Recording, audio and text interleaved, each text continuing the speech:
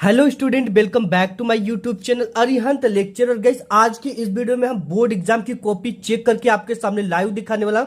अगर मैं जो कॉपी चेक करने जा रहा हूं ये एक टॉपर की कॉपी है और स्टेट टॉपर की कॉपी। अगर आप इस तरह से कॉपी लिख दोगे, चाहे जिस विचारधारा का एग्जामिनर हो, ठीक है, चाहे जितना खड़ूस एग्जामिनर हो, अगर उसके सामने ऐसी लिखी कॉपी चली जाएगी तो उसका दिल बिल्कुल पिघल जाएगा और पूरे प्यार से आपको नंबर देगा, दिल खोल के नंबर आपको लुटाएगा 110%। यहाँ पे मैंने जितनी भी कॉपी चेक किया वो सभी टॉपर की कॉपी है और इसमें काफी अच्छे मार्क्स पाए। ठीक है, आपको कॉपी कैसे लिखना है, प्रारंभ कैसे करना है, जिसे देखकर टीचर खुश हो जाए और पूरे नंबरों की बरसात कर दे। अगर आज की इस वीडियो को आपने मिस कर दोगे तो आप कभी ये नहीं जान पाओगे कि बोर्ड एग्जाम में 100 में 100 नंबर के लिए, 70 में 70 नंबर के लिए बोर्ड एग्जाम में कॉपी कैसे लिखना है। ये ट्रिक अगर आप जान गए तो आपके एक भी नंबर नहीं कर सकते हैं, ये मेरी 100% आपसे गारंटी है। ठीक है, ये ट्रिक जिस भी टाइप के एग्जामिनर के पास जाएगी उसे मंत्र मुग्ध कर देगी, यानी वो पूरा का पूरा नंबर देने के लिए आपको मजबूर हो जाएगा। अगर आपने इस वीडियो पे क्लिक किया है तो आप एक लकी इंसान हो, क्योंकि आज के बाद आपका एक भी नंबर बोर्ड एग्जाम में नहीं कटने वाले। लाइव आपके सामने मैंने यहाँ पे बहुत सारी कॉपी चेक किया, ये कॉपी चेक किया जिसमें 70 में 70 नंबर इस बच्चे का आया है। ठीक है, ये कॉपी चेक किया जिसमें 100 में 85 है, जिसमें 100 में 100 है, और यहाँ पे 70 में 70 की कॉपी चेक है।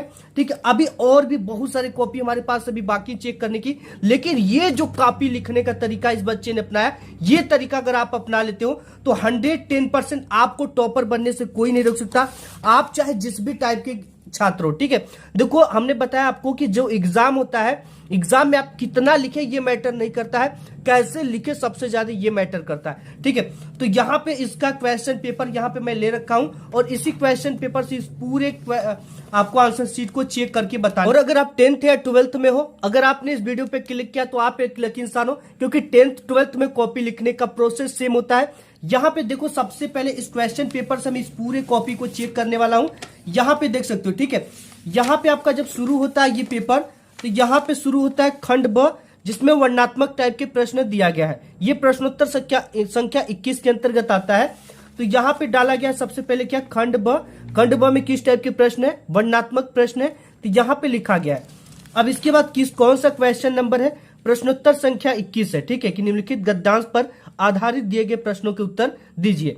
अब यहाँ पे देखो प्रश्नोत्तर संख्या 21 डाला गया है, अब यहाँ पे गद्य डाला गया है। अब ये चीज सबसे इंपॉर्टेंट क्यों है, देखो बच्चे ने क्या किया, आप में 2 ठो गद्यांश देता है, एक ये गद्यांश है, अगर ये नहीं आता तो एक अथवा करके आपको गद्यांश देता है। ठीक है, तो यहाँ पे आप चाहो तो इसको करो, आप चाहो तो इसको करो, जो आपको आता है उसको आपको करना है। देखो हमको कैसे पता चलेगा कि बच्चा कौन सा गद्यांश किया, तो यहाँ पे शुरुआत इसका अच्छा, जो तरुण डैश डैश काल बना रहता है, तो यहाँ शुरुआत के एक से तो सबसे पहले तो गद्य डाला गया यहाँ पे, क्योंकि गद्य कर रहा, हमें ये पता चल गया संकेत, जो तरुण संसार डैश डैश काल बना रहता है, शुरुआत के 1 से 2 अक्षर और लास्ट के 1 से 2 अक्षर। इससे हमें ये पता चल गया कि बच्चे ने पहले गद्यांश को हल किया, ये सबसे इंपॉर्टेंट होता है ना।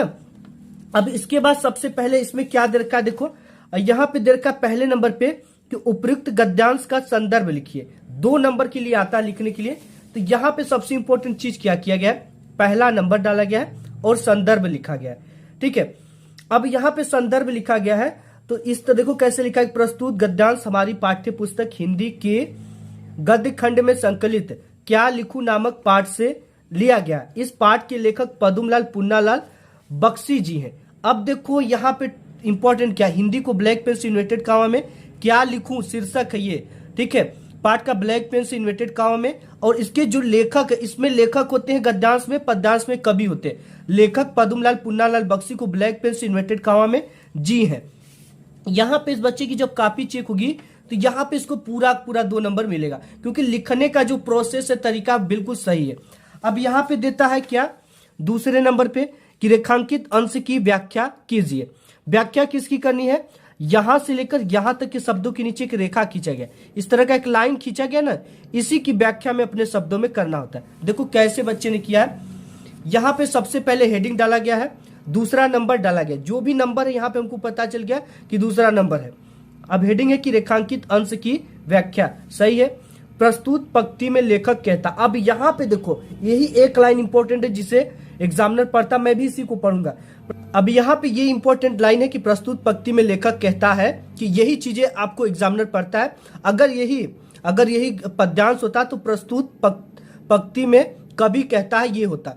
अब यहाँ पे प्रस्तुत पंक्ति की जगह पे आप उपयुक्त गद्यांश लिख सकते हो या प्रस्तुत गद्यांश में लेखक कहता है कि ये भी चलेगा, लेकिन पंक्ति भी अच्छा है, ठीक है। और यहाँ पे पूरा इन्होंने इस तरह से व्याख्या किया है। इसके बाद यहाँ पे नेक्स्ट पेज पे देख लेते हैं। यहाँ पे नेक्स्ट पेज पे किया गया, ठीक है। देखो यहाँ पे पूरा यहाँ तक व्याख्या किया गया है, व्याख्या सही किया गया है। इसको कितने नंबर मिल जाएगा? 2 नंबर का है, तो यहाँ पे इसका एक भी नंबर नहीं कटा, 2 नंबर पूरा मिल गया। ऐसे लिख कर आओगे। अब इसके बाद एक क्वेश्चन है। एक क्वेश्चन क्या है कि तीसरा, तरुण और वृद्ध दोनों क्या चाहते, इसी में से आपको इसका आंसर मिल जाएगा, ठीक है। तो इसका देखो आंसर लिखा कैसे गया है, तरुण और वृद्ध दोनों वर्तमान से क्षुब्ध रहते हैं, ठीक है, क्योंकि तरुण परंपराओं के विरुद्ध क्रांति के समर्थक होते हैं और वृद्ध अतीत की महान परंपराओं और जीवन मूल्यों का समर्थक होते हैं। अब एक चीज, सबसे इंपॉर्टेंट चीज यहाँ पे क्या है कि एक क्वेश्चन जब भी इंड होता है तो बच्चे ने 1 2 3 लाइन का गैप किया। कितने लाइन का? 3 लाइन का गैप किया है। तो आपको भी इस चीज का ध्यान देना है कि जब भी कोई क्वेश्चन इंड होता है तो वहां पे 1 2 3 लाइन का गैप करके ही नेक्स्ट क्वेश्चन को करना है। ऐसे आपको ये पता चलता है एग्जामिनर को कि यहाँ पे ये क्वेश्चन खत्म हो गया और यहाँ से जो क्वेश्चन किया गया वो दूसरा क्वेश्चन किया गया और काफी जो है देखने में साफ सुथरी लगती है। तो ये 2 नंबर का है क्वेश्चन भी, तो यहाँ पे इसको 2 नंबर पूरे के पूरे मिल गए, एक भी नंबर यहाँ पे इसके नहीं कटे, ठीक है। इस तरह से लिखकर आप भी आओगे तो पूरे के पूरे नंबर मिलेंगे। एंड इसके बाद यहाँ पे देखो नेक्स्ट आपका आ जाता है पद्यांश इसमें, ठीक है। क्या है? पद्यांश है। यहाँ पे देखो ये 22 नंबर पे है कि निम्नलिखित पद्यांश पर आधारित दिए गए प्रश्नों के उत्तर दीजिए। ये भी 6 मार्क्स का है। आप देखो यहाँ पे पूर्ते निक्सी और एक ये पद्यांश है, एक पद्यांश ये है। किस पद्यांश को किया है मुझे कैसे पता चलेगा? सबसे पहले बच्चे ने यहाँ पे पद्यांश उत्तर डाला। आपको ये गद्यांश में भी डालना चाहिए था कि गद्यांश उत्तर, ठीक है, सही है। प्रश्नोत्तर संख्या 22 डाला गया है जी, ये प्रश्नोत्तर संख्या 22 का किया जा रहा है। यहाँ पे देखो पद डाला गया है, इससे मुझे पता चल गया कि पूर्ते निक्सी डैश डैश जल चवे, यानी कि इसमें पहला वाला किया गया पूर्ते निक्सी डैश डैश जल चवे। अब यहाँ पे देखो पूर्ते निक्सी जल चवे, ये हमको पता चल गया, क्लियर हो गया कि कौन सा गद्यांश बच्चे ने अटेम्प्ट किया है। अब इसके नीचे क्या है? उपयुक्त पद्यांश का संदर्भ लिखिए, ठीक है। कौन सा बच्चे ने पद्यांश अटेम्प्ट किया है, उपयुक्त पद्यांश का संदर्भ लिखिए।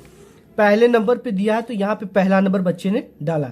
संदर्भ यहाँ पे डाली गई हेडिंग प्रस्तुत पद्यांश हमारी पाठ्य पुस्तक। यहाँ पे देखो पद्यांश लिखा गया, उसमें क्या लिखा जा रहा था? गद्यांश, और यहाँ पे क्या लिखा गया है? पद्यांश। अच्छा है। प्रस्तुत पद्यांश हमारी पाठ्य पुस्तक हिंदी के काव्य खंड में संकलित। अब यहाँ पे पद्य खंड भी लिख सकते हो, काव्य खंड दोनों लिख सकते हो, ठीक है। काव्य खंड में संकलित वन पथ पर, ठीक है, यानी शीर्षक को ब्लैक पेन से वन पथ पर इन्वर्टेड कामा में नामक पाठ से लिया गया है। इस पाठ के रचयिता गोस्वामी तुलसीदास जी है।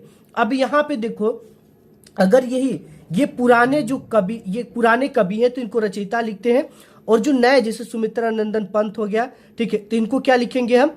कवि लिखेंगे। मैथिली शरण गुप्त हो गया, इनको क्या लिखेंगे? कवि। और जो जैसे कबीर दास जी हो गए, सूरदास जी हो गए, तुलसीदास जी, ये पुराने टाइप के कवि, तो इसको रचयिता इनको लिखते हैं, ठीक है।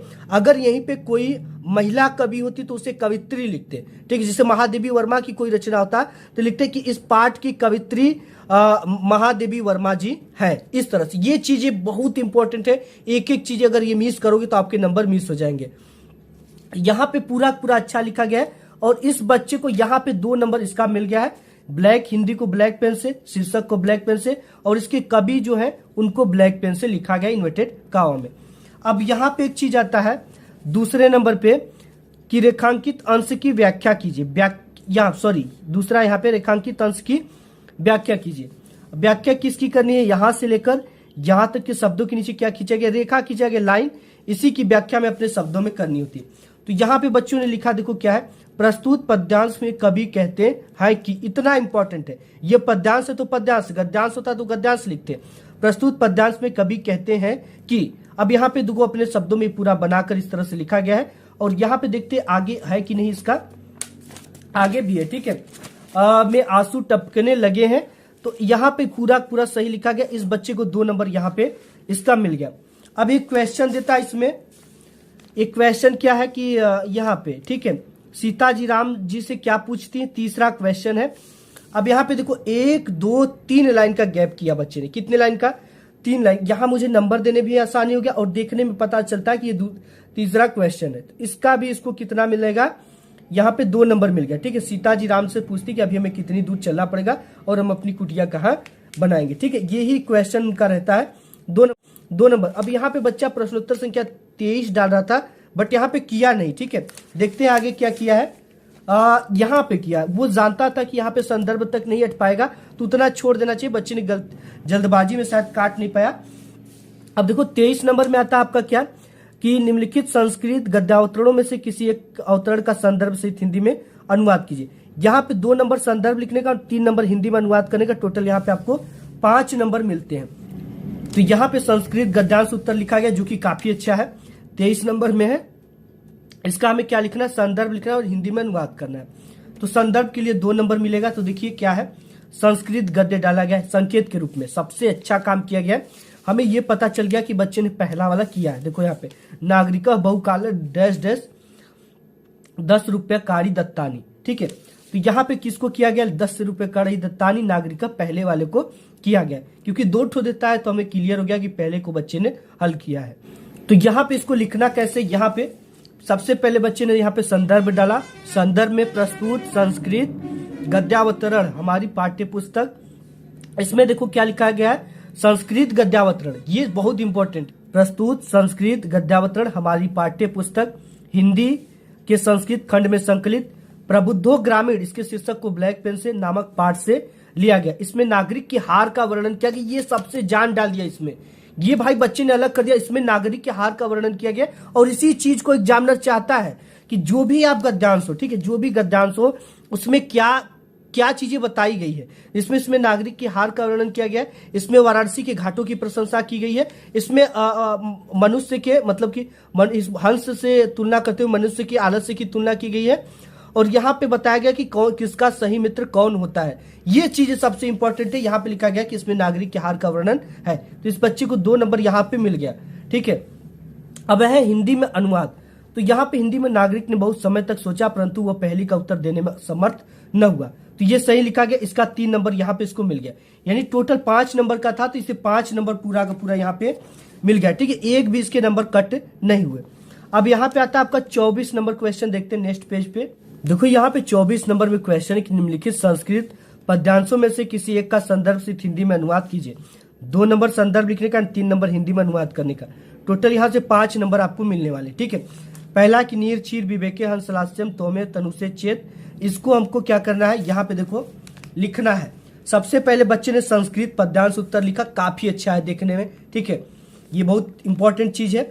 प्रश्नोत्तर संख्या 24 डाला गया है। जी श्लोक, देखो यहाँ पे ये क्या है, श्लोक कर रहा है, तो यहाँ पे श्लोक लिखा गया है क्योंकि ये श्लोक है संस्कृत का। ठीक है, श्लोक संकेत दिया गया, नीर क्षीर डैश डैश पालिस्यति क, यहाँ पे इसका शुरुआत के अक्षर लास्ट के अक्षर, तो हमको पता चल गया कि बच्चे ने इसको किया है।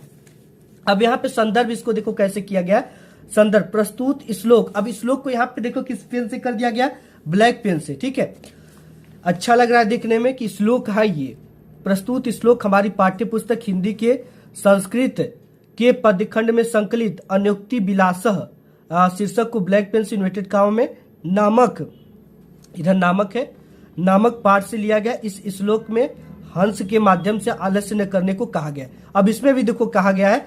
ठीक है, यहां तक तो हो गया आपका संदर्भ 2 नंबर के लिए, लेकिन यहाँ पे एक बच्चे ने चीज डाल दिया कि इस श्लोक में हंस के माध्यम से आलस्य न करने के लिए कहा गया है। जी बिल्कुल सही है, करेक्ट लिखा गया और इसको 2 नंबर मिल गया। ठीक है, अब यहाँ पे हिंदी में अनुवाद है जिसके लिए हमें 3 नंबर देना है, तो सही लिखा गया, तो इसके लिए 3 नंबर मिल गया। नेक्स्ट देखते हैं, इधर आ जाता है 25 नंबर। ठीक है, 25 नंबर में क्या होता है कि अपनी पठित खंड काव्य के आधार पर निम्नलिखित प्रश्नों के में से किसी एक उत्तर का दीजिए। किसी एक का उत्तर देना जो कि 3 नंबर का है। आपको जो पढ़ाया जाता है, देखिए यहाँ पे क्या पढ़ाया गया है इस जिले में, ये है प्रश्नोत्तर संख्या 25 ज्योति जोहार खंड काव्य, यानी कि ये वाला किया गया ज्योति जोहार खंड काव्य। ठीक है, यहाँ पे ज्योति जोहार खंड काव्य डाला गया है, जिसका भी आप लिखो यहाँ पे टाइटल डाल दो। ठीक है, प्रश्नोत्तर संख्या 25। अब यहाँ पे इनको पूरा जिसके इनके नायक को ब्लैक पेन से लिखा गया है, ये भी सही लिखा गया है। ठीक है, और इसको भी स्वरप्रिय लोकनायक अच्छा लिखा गया है। यहाँ पे देखते हैं नेक्स्ट पेज पे, यहाँ पे नेक्स्ट पेज में भी बहुत अच्छी तरीके से इसको लिखा गया है, प्रस्तुत किया गया है। तो यहाँ पे बच्चे को पूरा का पूरा 3 नंबर मिलता है, ठीक है, क्योंकि बहुत अच्छी तरीके से लिखा गया। नेक्स्ट देखते हैं यहाँ पे, नेक्स्ट आपका आता है, देखो यहाँ पे जीवन परिचय लिखने का क्या तरीका है। 26 नंबर पे आता है जीवन परिचय लिखने, जिसमें 26 का क में लेखक परिचय है और 26 के ख में आपका कवि परिचय है। तो यहाँ पे आचार्य रामचंद्र शुक्ल, जयशंकर प्रसाद, डॉक्टर राजेंद्र प्रसाद दे रखा है। देखिए बच्चे ने किसको किया है, सबसे पहले इंपॉर्टेंट चीज तो यहाँ पे लेखक परिचय डाला है, सही है। प्रश्नोत्तर संख्या 26 का क सही है, क किया गया है डॉक्टर राजेंद्र प्रसाद। जिसका भी आप लिखो टाइटल, यहाँ पे टाइटल उसका लिख दो, ठीक है। अब यहाँ पे देखो संक्षिप्त परिचय में नाम डॉक्टर राजेंद्र प्रसाद, जन्म सन 1884 ईस्वी में, जन्म स्थान जीरादेई छपरा, पिता का नाम महादेव साहब, माता जी का नाम कमलेश्वरी देवी, रचनाएं भारतीय शिक्षा, मेरी आत्मकथा, मृत्यु सन 1963 ईस्वी में इनकी हुई थी। अब ये बहुत अच्छा है, जीवन परिचय यहाँ पे हेडिंग डाला गया है। इसके बाद इनके जन्म को ब्लैक पेन से लिखा गया है, इनके मतलब कि जन्म स्थान को ब्लैक पेन से लिखा गया है, इनके जिले को, ठीक है, और इनके पिताजी के नाम को, इनके माताजी के नाम को किससे लिखा गया, ब्लैक पेन से लिखा गया, हाईलाइट करते हुए लिखा गया, ठीक है। और नेक्स्ट देखते हैं कि इसमें और भी कैसे क्या लिखा गया। इतना का तो आपको 3 नंबर केवल मिलेगा, ठीक है, यहाँ तक लिखा गया है। अब यहाँ तक जब चेक होगा तो आपको इसका सिर्फ और सिर्फ 3 नंबर यहाँ तक का मिलता है, एंड 2 नंबर आपको इसका मिलता है, क्योंकि ये जो जीवन परिचय होता है ये कितने नंबर का है, 3+2 है, 3+2, 3 नंबर जीवन परिचय लिखने का, 2 नंबर इनकी प्रमुख रचनाओं का उल्लेख करने का, यानी टोटल यहाँ से आपको 5 नंबर लाने हैं। 3 नंबर यहाँ तक मिल गया और 2 नंबर इसका मिल गया, यानी यहाँ से टोटल बच्चे को कितना मार्क्स मिल गए, 5 मार्क्स मिल गए, ठीक है। यहाँ पर भी 1 नंबर इसके नहीं कटे, ये तरीका होता है लिखने का जीवन परिचय। एंड नेक्स्ट देखते हैं, नेक्स्ट आपका है कवि परिचय। ख नंबर पे निम्नलिखित कवियों में से किसी एक कवि का जीवन परिचय तथा उनकी किसी एक रचना का नाम लिखिए। अब यहाँ पे है पहला में तुलसीदास, सूरदास, महादेवी वर्मा। बच्चे ने किसका किया है, महादेवी वर्मा का किया गया। इसमें ये भी आपका होता है कितना, 3+2, 3 नंबर जीवन परिचय लिखने का, 2 नंबर प्रमुख रचनाओं का उल्लेख करने का। देखो यहाँ पे कवि परिचय डाला गया है, प्रश्नोत्तर संख्या 26 का ख, महादेवी वर्मा। अब यहाँ पे संक्षिप्त परिचय इनका है कि नाम महादेवी वर्मा, जन्म स्थान 1907 ईस्वी में, जन्म स्थान परुखराबाद उत्तर प्रदेश, पिता का नाम गोविंद प्रसाद, माता जी का नाम हेमरानी देवी, रचना यामा निहार दीपशिखा निर्जा, मृत्यु सन 1987 ईस्वी में। अब यहाँ पे जीवन परिचय हेडिंग डाला गया है, आधुनिक मीरा के नाम से प्रसिद्ध महादेवी वर्मा का जन्म सन 1907 ईस्वी में उत्तर प्रदेश के परुखराबाद में हुआ था। अब इनके जन्म को ब्लैक पेन से, इनके जन्म स्थान को ब्लैक पेन से, इनके पिताजी को नाम को ब्लैक पेन से, इनके माताजी को नाम को ब्लैक पेन से यहाँ पे लिखा गया है। एंड इसके आगे हम देखते हैं, इसके आगे देखो यहाँ पे इनकी यहाँ पे कुल चीज लिखा गया, कुछ प्रमुख रचनाएं, इनका उच्च शिक्षा कहाँ पे हुआ, इनका विवाह किसके साथ हुआ, क्या ये बनी थी, इनकी मृत्यु को ब्लैक पेन से लिखा गया है यहाँ तक। और यहाँ पे देखो महादेवी वर्मा की प्रमुख रचनाएं यामा निहार दीपशिखा रश्मि सांदगीत गिल्लू इत्यादि। तो इसके पूरे हमने 5 नंबर दे दिए, क्योंकि लिखने का जो तरीका है ये सबसे बेस्ट तरीका है एंड न्यू पैटर्न का तरीका है। तो काफी अच्छा लगा इनका देखकर ये जीवन परिचय लिखने वाला तरीका। नेक्स्ट देखते हैं, नेक्स्ट आपका देखो क्या आता है। नेक्स्ट अपना आता है 27 नंबर क्वेश्चन कि अपनी पाठ्य पुस्तक से कंठस्थ किया हुआ कोई एक श्लोक लिखे जो इस प्रश्न पत्र में ना आया। ध्यान देना, ना आया 2 नंबर के लिए है। यहाँ पे बच्चों ने प्रश्नोत्तर संख्या 27 श्लोक कर रहा है, तो श्लोक यहाँ पे श्लोक लिखा है, माता गुरुत्वा भूमि खात पीतो चतरस्तता मन शीघ्रतम वाता चिंता बहुत।